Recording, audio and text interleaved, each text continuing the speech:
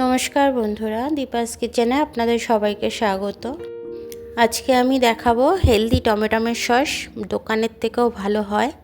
তো আমি সেটা করে দেখাবো, আপনারা দেখে নিজেরা ঘরে বানিয়ে খাবেন, দোকানের থেকে ভালো লাগবে। এবার আমি এখানে 2 কেজির মতো টমেটো ধুয়ে রেখেছি। এবার আমি টমেটোগুলো কেটে নেব। কেটে নিয়েছি। এবার আমি এগুলো সবকটা কড়াতে দিয়ে দেবো।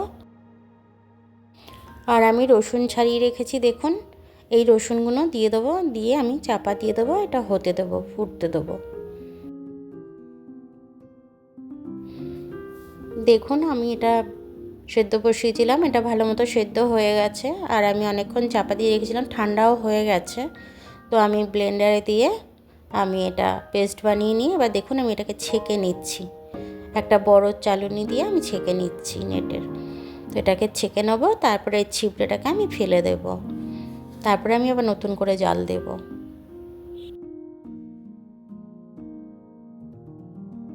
দেখুন আমি টমেটোমের পিউরিটা দিয়ে দিয়েছি। এবার স্বাদ অনুযায়ী নুন দিয়ে দেবো। দিয়ে এবার আমি এটাকে ভালো করে নাড়বো। এর মধ্যে একটু কাশ্মীরি লাল লঙ্কার গুঁড়ো দেবো, এতে যাতে লাল রঙটা আসে, তার জন্য আমার কাশ্মীরি লাল লঙ্কাটা দেওয়া। দেখুন এবার আমি চিনিটা দিয়ে দিচ্ছি। চিনিটা না দিলে তো একটু স্বাদ আসবে না টমেটোমের, আর সসে একটু মিষ্টি মিষ্টি ভাব থাকে, তার জন্য আমি এটা চিনিটা দিয়ে ভালো করে নেড়ে নিয়েছি। চাপা দিয়ে দিয়েছিলাম, কিছুটা হলো, আমি আবার খুলে নাড়ছি। দেখুন কতটা কমে গেছে। এই যে ঝালের লঙ্কাটা আমি দিয়ে দিলাম। ঝালের লঙ্কাটা দিয়ে এবার আমি নাড়বো এটাকে ভালো করে। একটু আজিনামোটো দিয়ে দিলাম। দিয়ে এবার আমি এটাকে ভালো করে নাড়বো। এবার একটু ভিনেগার দিয়ে দেবো অল্প করে, যেহেতু আজিনামোটোটা দেওয়া আছে সে কারণে বেশি দেবো না আমি। এবার দেখুন আমার এটা ভালো করে ফুটছে। এটা চাপা দিয়েই ফোটাবেন, না হলে ছিটকে গায়ে পড়তে পারে, রান্নাঘরটাও নোংরা হবে। তো চাপা দিয়েই এটাকে ভালো করে নাড়বেন।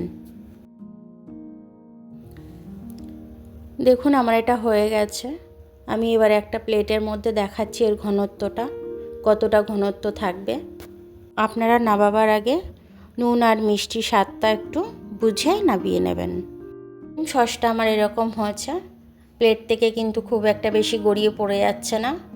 তো এরকম ঘনত্ব দেখে আপনারা নামিয়ে নেবেন।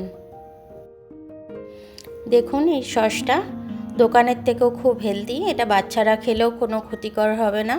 ইভেন আপনারা এরকমভাবে বাড়িতে বানিয়ে নেবেন আর আমাকে জানাবেন কেমন লাগলো। এই সিজনে টমেটোমটা এই সময় দামটা কম হয়েছে, তার জন্য আমি বলছি টমেটোমটা এইভাবে আমার মতো করে সসটা বানিয়ে নেবেন, বানিয়ে নিয়ে বাচ্চাদের দেবেন। আমার ভিডিওটা দেখার জন্য অনেক অনেক ধন্যবাদ।